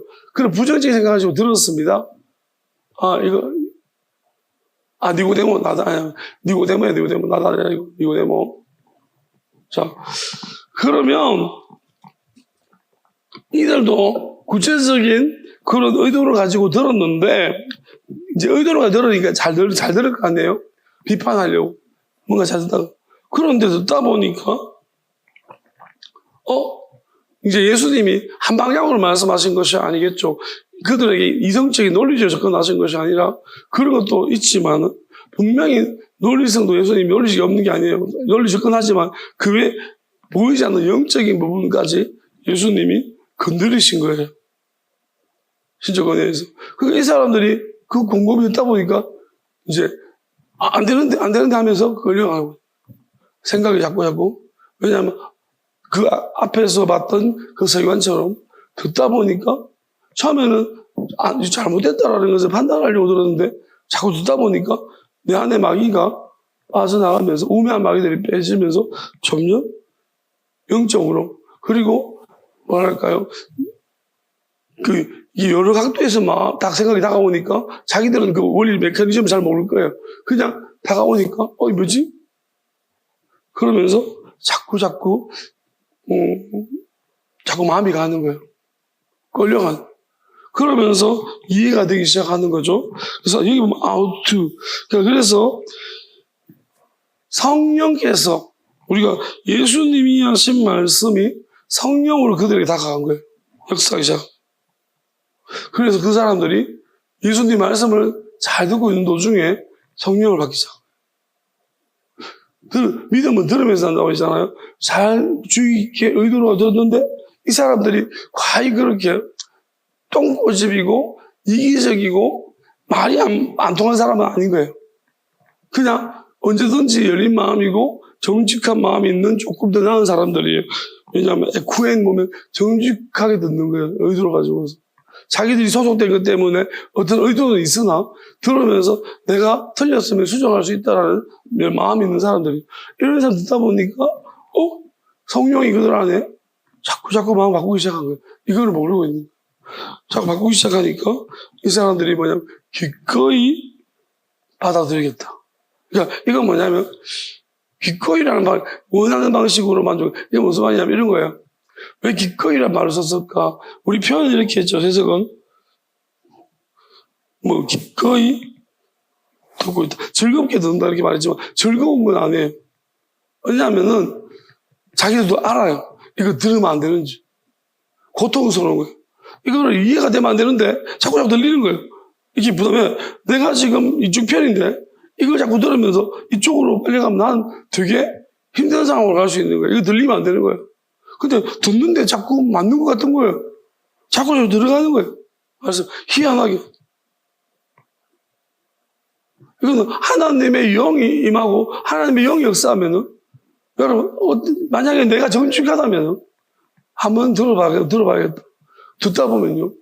그 어떤 인간들은 뭐냐면 나쁜 것들은 듣지도 않아요. 그냥 무조건 판단해버려요. 그냥 악한 의도를 가진 거예요. 어떤 집단에 속해가지고.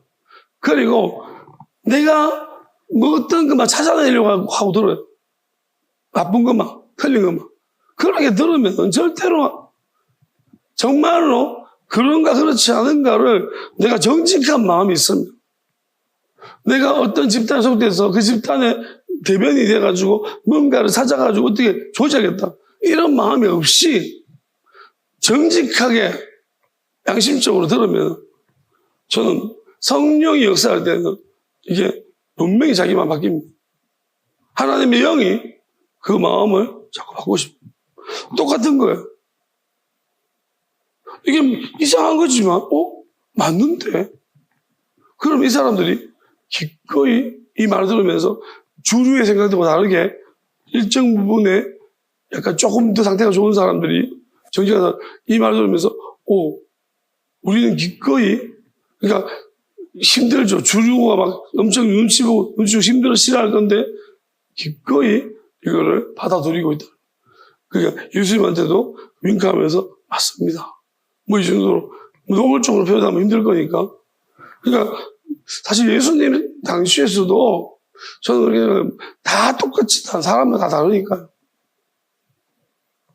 어떤 사람들은요 그냥 프로파간다죠. 그냥 앞장서가지고 막 이다니면 그 정신 미쳐가지고 내용도 몰라요. 그냥 분위기에 입사해가지고 아주 머리가 나빠가지고 정직하지도 않아. 그러니까 그런 것들이 있는 반면에 성취욕에 빠져가지고 뭐 박수 치주고 하고 벌금 낸다고 하니까 그 매몰돼가지고 정신없이 뭐 하는지도 모르고 있는 그런 인간도 많을 거고요. 또 교묘하게 이용해 처먹는 것도 있을 거야. 그 집단에서 이익을 보면서 자꾸 이용해 처먹는 것들. 사람을 이용하고 지배하고 계급 높아지니 딴 데서 맨날 그 학교에서 맨날 꼴통하다가 그거 하니까 갑자기 무식해도 자꾸 시간먹으려 되니까 그 초창기 때에 들어간 멤버들은 빙신 같은 것들이 지금 엄청 높은 데 있을 거 아니에요, 집화장. 어디 가서 그런 거 해먹겠노? 그러니 그 벗어나고 싶겠습니까? 어디 가서 그런 데 집합겠어, 그거? 뭐 해가지고? 요즘 뭐, 그 보습 잘해가지고 또 띠띠랑 거 돌돌랑 들어오면 다 집이 지가 뭐가 된 줄 알지? 멍텅구리네요, 멍텅구리들. 자, 이런 것들에 도취돼가지고 악한 것들 보습하는데 온갖 방법 다 쓰고 악한 짓 하면서 이게 지금 정상입니까? 교회도 마찬가지입니다. 하나님이 이거 영광 받으시겠습니까? 기뻐하시겠어요? 한번 생각해 보십시오. 거기 감동이 있어요? 성령 역사 있습니까? 마귀도 역사합니다. 마귀 어떻게 하죠? 배교한 것들이 모여 앉았으니까 그 악한 영들 있잖아요.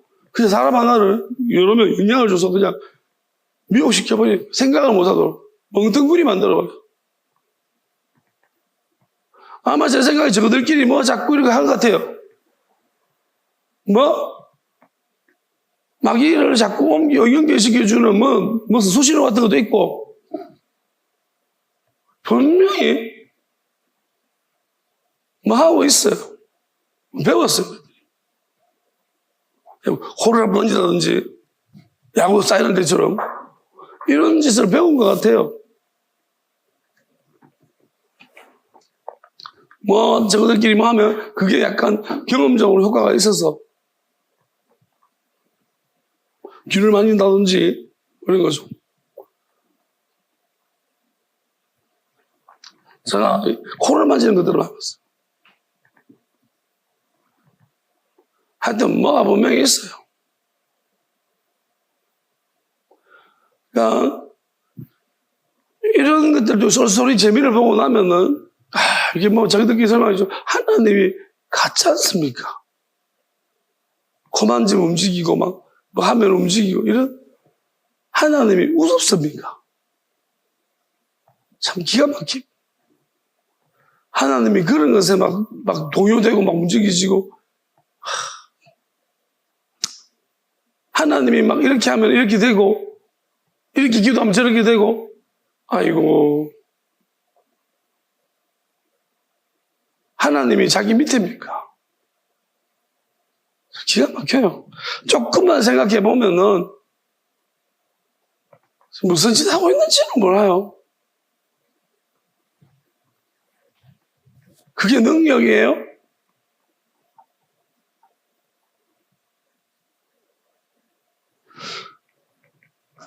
오늘 제가 어떤 말씀을 읽다가 하나님이 뭔가를 깨닫게 하셨는데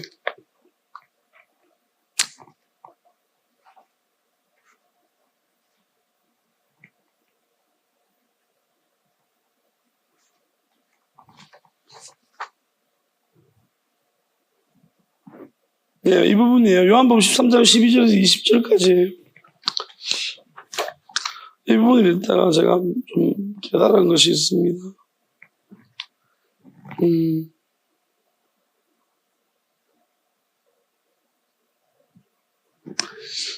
예수님이 자들의 발을 씻으신 후에 옷을 입으시고 다시 앉았다라고 했습니다. 그들에게 이르시되 내가 너에게 한 것을 너희가 아느냐 이렇게 물었습니다. 저는 오늘 이 부분들이 어떤 게 뭐가 보이셨냐면은 우리는 여기서 그냥 어디에 발을 씻어주신 예수님에 집중하죠. 그래서 제가 옛날에 이렇게 물어본 적이 있어요. 자꾸 발 씻기를 이렇게 목사가 자꾸 낮아지고 발 씻어주는 사람처럼 생각하는 것 같아요. 낮아지는 걸 자꾸 강조하는 것 같아서. 정말 예수님이 낮아지심만 강조하신 것일까요? 발 씻는 컨셉일까요? 그래서 제가 예수님이 그럼 맨날 제 아들 발만 씻겨줬겠네? 자꾸 그런 것을 자꾸 기대하는 것 같아요.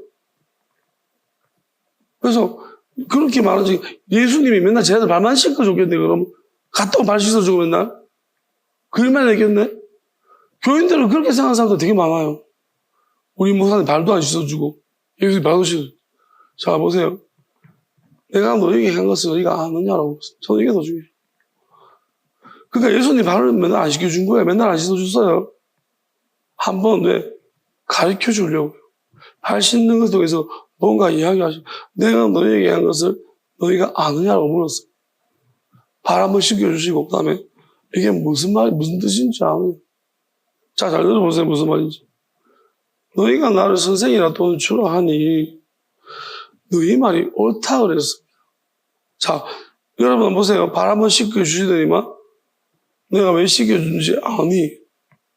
그리고 말하는 게, 너희들은 내보고 뭐라 하니? 선생님, 주라고 하지 않니? 옳다. 이 말이 무슨 말이야? 그래. 너희들은 선생이고, 주인 내가 너희 발을 씻어줬다. 너희들이 내보고 주라고 부르고 난 선생이라고 그러는데, 난 너희 발을 씻어줬다. 이 말이에요. 무슨 말인지 알겠습니까? 내가 주라도 선생님 너희 발을 씻었다. 너희도 발을 씻어주는 거, 서로 발을 씻어주는 것이 옳다.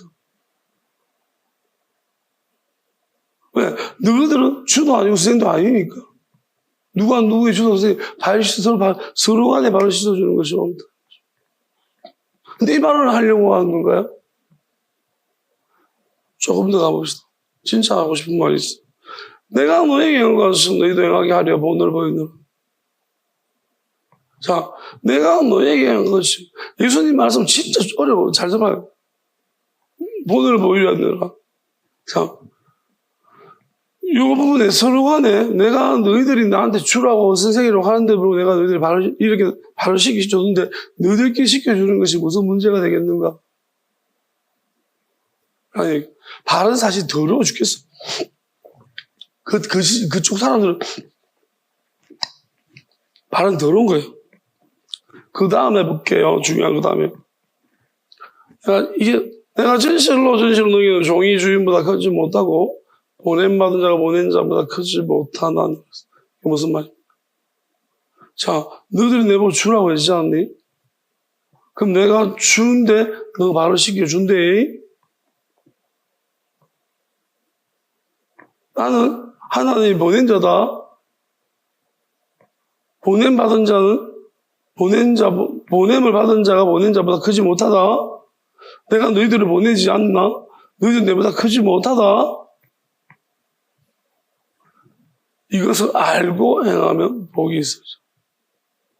이게 무슨 말인지 알겠습니까? 여러분 여러 각도로 들으셔야 돼요. 저는 이 말이요. 자, 예수님은 되게 어려운 이야기들을 잘 하십니다. 이거 사실 우리가 발 한 번 씻겨주면서 오만 이야기를 다 하고 있습니다. 여러분 발 씻겨주고 이런 이야기 들으면 이게 어떻게 들릴까요? 지금 뭐지? 우리는 예수님 발 씻겨준 것을 그냥 엄청나게 순수하게 생각을 해요. 정말 순수한 겁니까? 아닙니다. 보세요. 뭘 강조? 난 너희들이 주고 너희들이 선생이야. 너희들 발을 씻어주고 있어. 너희들은 서로 간에 아무것도 아니지. 그럼 서로 발을 씻겨주는 게 맞지? 발 씻겨주는 문제 가지고 서로 뭘 하지 마라 라는 얘기고요. 그 다음에 내가 행한 것을 너희들이 주가 이걸 잊지 말라는 거예요. 왜? 주보다 종이 크지가 않다는 걸 잊지 말고 보냄을 받은 자는 보낸 사람보다 크지 못하다는 것을 기억해라는 거예요. 무슨 말이냐면 내가 너희 발을 씻겨주지만은 너희들이 내보다 크다고 생각하면 안 돼.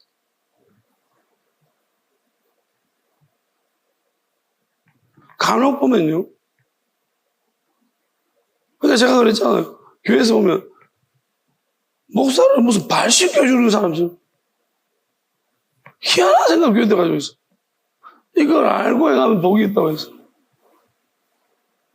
자, 여러분 어떤 교회에서 대접받으면 조금만 온양을 해주면 지가 뭐가 된 줄 알아? 자, 그러면은 복 없는 거예요. 아시겠어요? 내가 누군가가 발을 씻겨주더라도 자기 위치를 모르면 내가 나를 알아야 돼. 하나님 앞에서 우리는 어떤 존재인지 모르고 있잖아요. 하나님 뭐예요? 특별히 하나님 앞에서 우리가 하나님이 능력을 준다 하더라도 우리가 하나님과 같습니까? 예수님이 보내서 같은 능력을 줬다 하더라도 예수님 같습니까? 아닙니다. 이걸 모르고 하면 복이 없는 거예요. 정신머리가 없는 것들이었어. 사무엘이 안수에서 사울에게 하나님 영이 부어졌고, 그러면 보낸 자는 누구예요? 사무엘이고, 보내받은 사울입니다. 지가 아무리 왕이라도. 그런데 사울이 뭘 잊어버렸어요? 이 관계를 잊어버린 거예요. 그러니 지 맘대로 막 덤비고, 이거를 잊어버리면은 복이 없다. 그래서 사울이 그게 뭐 큰일입니까? 사무엘이 지가 뭐 약이라고 늦게 왔는데 예배 드리고 예배가 더 중요하지 않나? 지 혼자 그러다고 있다가 하나님이 버렸다. 왜? 이걸 잊어먹은 거야. 누가 큰지를 잊어먹은 거야. 사람이 여러분 이거 모르 까불락거려요. 깔짝깔짝 능력을 어디서 배도 안 가지고 와가지고 그거 가지고 오히려 그 은혜를 준 사람을 공격해? 깔짝깔짝거리면서 왜? 더 힘세 보여 그래서? 이겠습니까? 분명히 말씀하고 있습니다. 내가 너희 모두를 가르쳐 말한 것이 아니라고 했습니다. 나는 내가 택한 자들이 누군지 이런 인간들이 있는 거예요. 발시켜줬더니만 예수님 내 발이나 시켜주는 사람이지. 하나님이 우리한테 엄청나게 좀 뭐랄까요? 표현상 우리가 보면 성경 보면 하나님이 여러분 하나님 그런 분은 아닙니다. 함부로 하지 마십시오.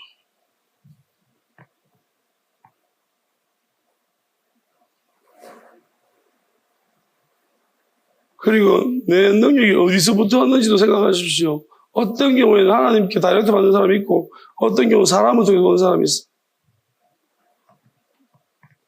사람을 통해 받았는데 거기서 먹고 깔짝깔짝거리면서 자, 내 떡을 먹는 자가 내게 발꿈치를 들었다.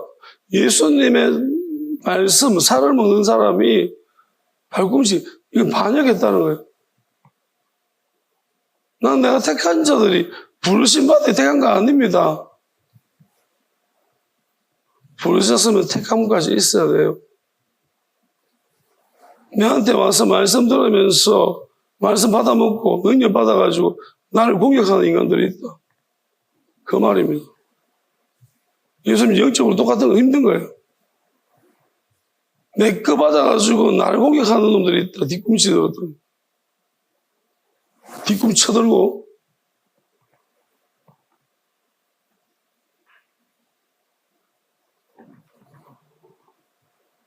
가룟유다는 아니에요. 예수님 알고 있는 거예요. 처음부터 일이 일어나기 전에 미리 너희에게 일러두면 일이 일어날 때에 내가 그인 줄을 너희가 믿게 하라며. 일이 일어나기 전에 항상 미리 말씀하십니다. 일이 일어나면, 왜? 일어나면은 내가 그인 줄을 믿게 하라며. 제가 여러 가지 많은 이야기를 했죠. 일어나기 전에 미리 말한 것이라고 생각하십시오. 일이 일어나면은 헛소리인지 진짜인지 내가 진실로 너에게 이르노니 내가 보낸 자를 영접하는 자는 나를 영접하는 것이요 나를 영접하는 자 나를 보내신 자를 영접하는 것이요. 예수님이 보내신 자를 영접하면은 예수님을 영접하는 것이고 예수님을 영접하는 것은 예수님 보내신 아버지를 영접하는 것이라고 했습니다. 저는 지종일관 분명히 말씀드린 한 가지 변하지 않은 사실이 있습니다. 저는 분명히 이렇게 말씀드렸어요. 내가 지금 내 이야기 하는 거 아닙니다. 내 생각이면 이렇게 부끄러워서 자신 있게 말 못합니다. 내 생각이 아닙니다. 저는 계속해서 하나님이 주셨다라고 이야기하고 있습니다.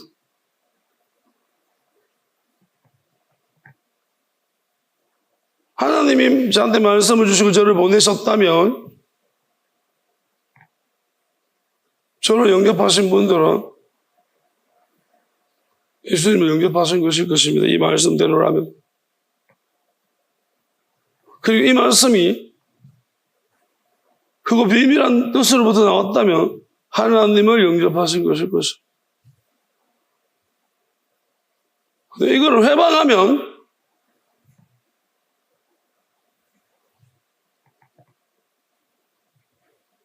예수님을 거역한 것이고 하나님을 거역한 것일 될 것입니다. 어떤 경우에? 저는 이 말씀을 읽으면서 하나님 어떤 마음을 주셨어요. 그리고 그 마음이 아주 견고하게 믿기로 했습니다. 오늘 그래서 그 마음, 내게 주신 말씀들을 믿으면서 기도를 해봤습니다. 사실은 제가 황송해서 감히 여러 가지 약속들을 많이 하셨으면 제가 믿지 못하기도 한 것도 있었습니다. 그걸 가지고 기도를 못했습니다. 너무 황송한 일이었어. 오늘은 이상하게 요한복음 이 말씀이 보면서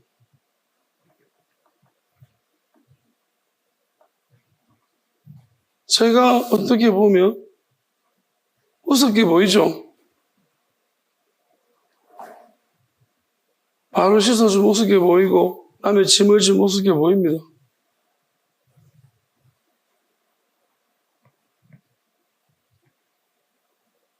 이유가 뭔지 생각하지 않죠? 저는 한 가지만 분명히 말씀하고 있습니다. 하나님이 나를 보냈다고 믿습니다. 저는 제가 하고 싶은 일이 자기 아니었어요. 하나님이 부르셨고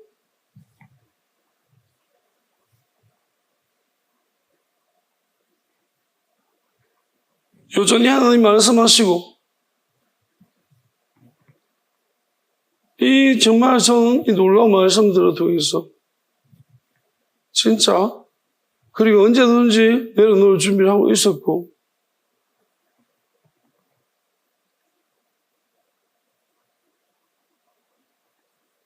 그래서 오늘 이 말씀은 확신이 생겼어요.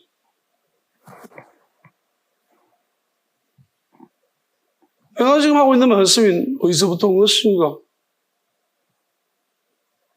누가 나를 보냈나? 하나님 나한테 어떤 말씀들 하셨나? 그래서요? 믿기로 했습니다. 그리고 그 믿음 가지고 기도하고 있습니다. 이유는 한 가지입니다. 하나님, 내가 하나님 말씀하신 것을 믿고 기도하지 아니하며 이 빙신악한 것들이 활개치고 다닐 건데 내가 믿기로 했습니다. 나는 저것들처럼 저렇게 하지 않겠습니다. 내가 연약한 자들 때문이라도 이 미혹하는 악한 것들이 마귀의 능력, 죽은 자 능력을 쓰면서 미친 것들이 약한 사람 괴롭히고 못 보겠습니다. 그래서 믿겠습니다. 내게 하신 말씀도 믿겠습니다. 그렇게 믿기로 했습니다. 그리고 오늘부터 기도합니다. 믿고 기도합니다.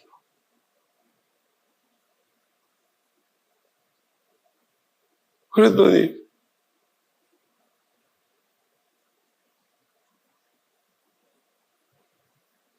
하나님이 이런 마음 주신 이유가 뭔지 알겠더라고요.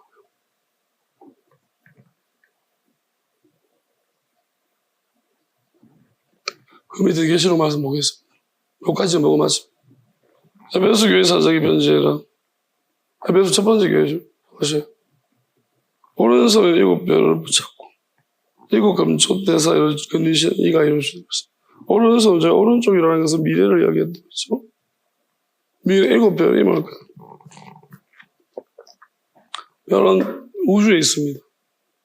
그래서 이런 걸 생각해요. 우리가 믿음으로 생활하다가 죽은 사람들이 한 별처럼 빛나는, 그래서 우리 신앙에 그들의 어떤 기록들이 도움이 되는, 여전히 죽었으나 여전히 영향을 미치고 있는 길을 인도하는 빛처럼 빛을 인도하는 그런 영들, 사람들을 7별, 하늘의 별처럼 빛난다고 했으니까, 자, 그런 사람들을 말하는 7별. 교회는 이제, 에베소 교회라면, 에베소 교회에서 신앙생활하다가 죽어서 그렇게 어떤 별처럼 빛나는 사람들이 있을 것입니다. 7별. 근데 그 죽은 자들이 또 예수님 붙들고 계시고요. 7 금초대는 뭐냐면, 금이라는 것은 변하지 않는 거예요. 그런데 우리가 금초대는 어디 있냐면은, 지성소에 있습니다. 진설병을 비추고 있는, 예수병을 비추고 있는. 그래서 촛대라는 것은 모양이 있는 것이에요. 우리가 별이라는 것은 뭉쳐야 되는 거예요. 그러니까 별은 뭐냐면은 어떤 뭉쳐져 있는 이제 몸은 혼합받지 못했습니다. 그 흙덩어리예요, 흙덩어리. 가스덩어리든지. 그러면 영혼한 몸이 아니고 몸은 돌아갔고 영혼만 하나님 앞에 이제 회개될 사람들이 대기하고 있는 사람들입니다.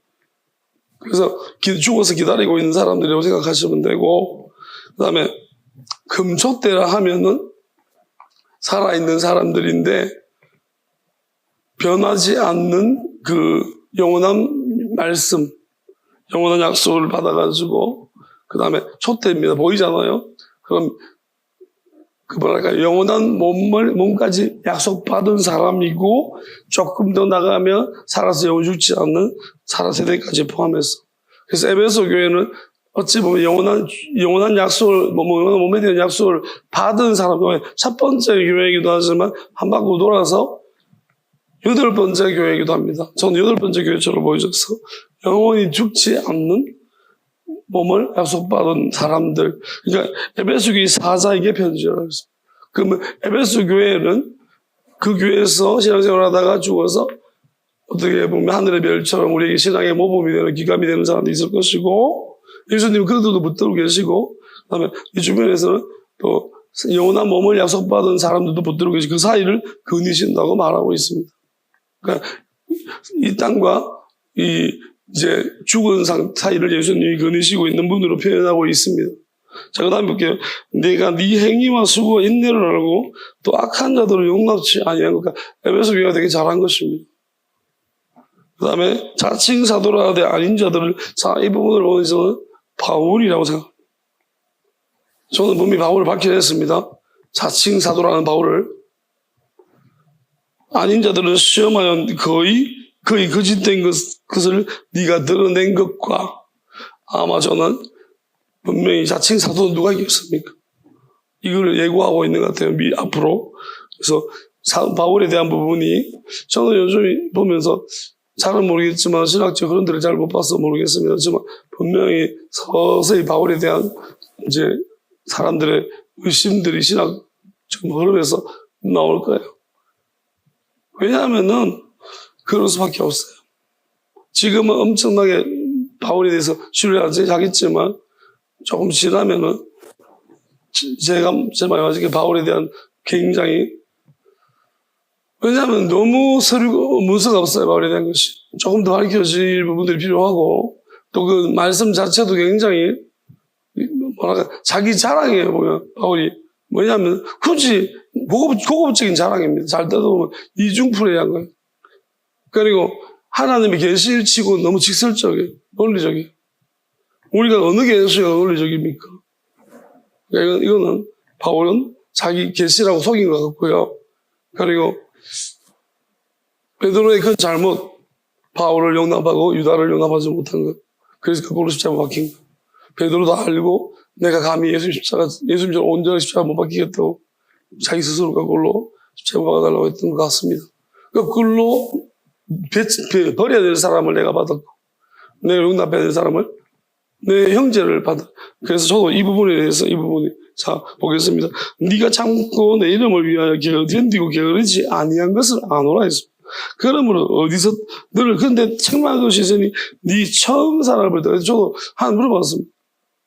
내가 지금 이전처럼 사랑이 막 불불 올라오고 찬양을 부를 때 막 감동과 은혜가 눈물이 막 이러지는 않습니다.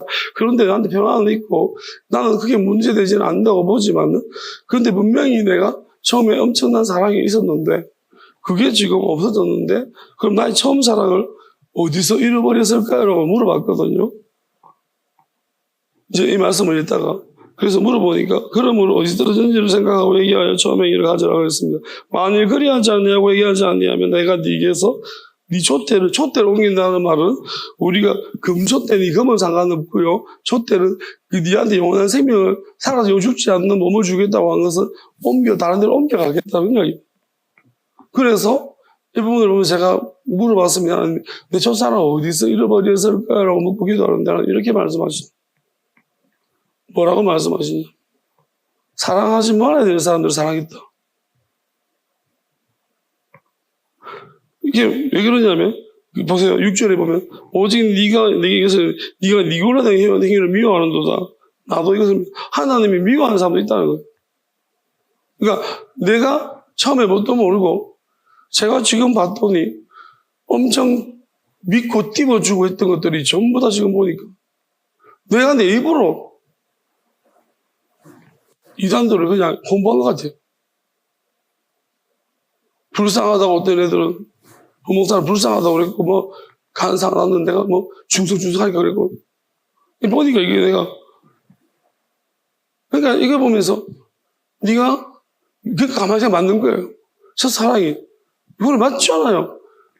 사랑이 없는 애를 내가 맨날 사랑하니까 내 사랑이 계속 퍼주는데 없어지는 거야.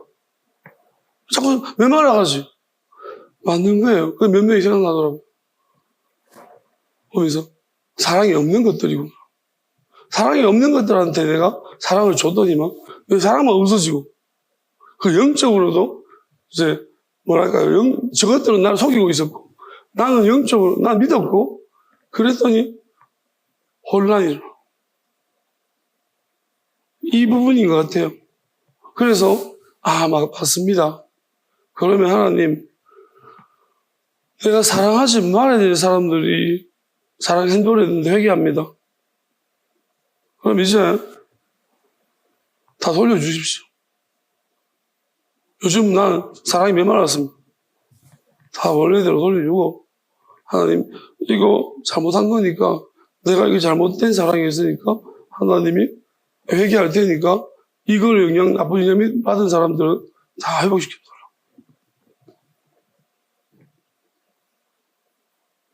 그리고 니골라당은요 죽은 자들을 숭배하는 거예요.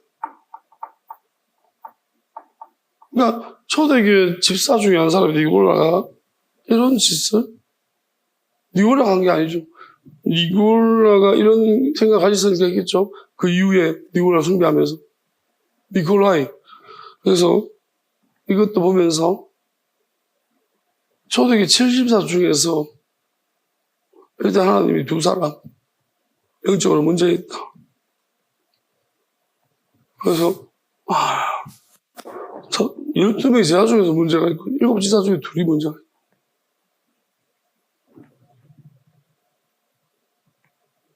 자, 그러면서 이제 저는 이걸 하기도 하는데, 진짜 이렇게 하나님이 이제 뭐랄까요. 뭐가 자꾸 이제 사람에 대해서 정리를 하고 나니까 빠져나가더라고요. 마음에 조금 약간 이전에도 평안했지만 조금 더 평안함이 올라왔습니다.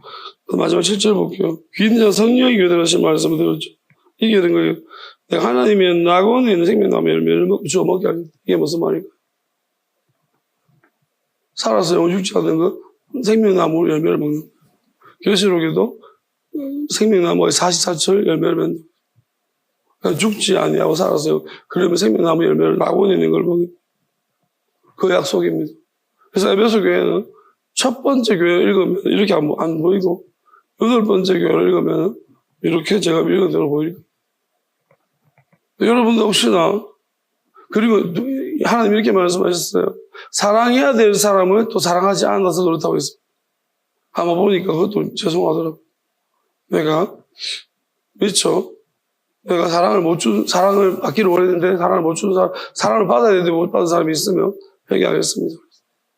좀 내가 여러 가지 부분에 냉담하게 있는 사람이 있다면 회개합니다. 그들에게 사랑을 보냅니다. 그 다음에 사랑하지 말아야 될 것들을 내가 속아 사랑했다면 다 회수합니다.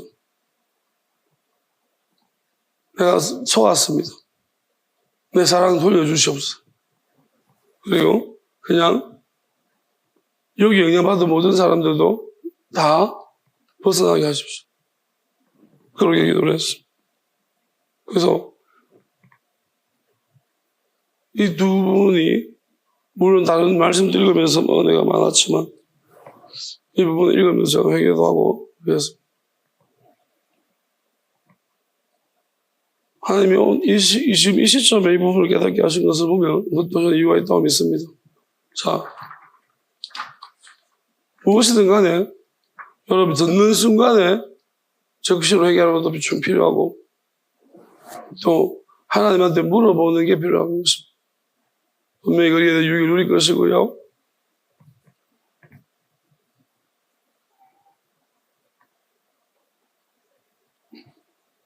그리고 여러분 자신이 누군지를 잘 기억하십시오. 내가 누군가를 잘 생각하시고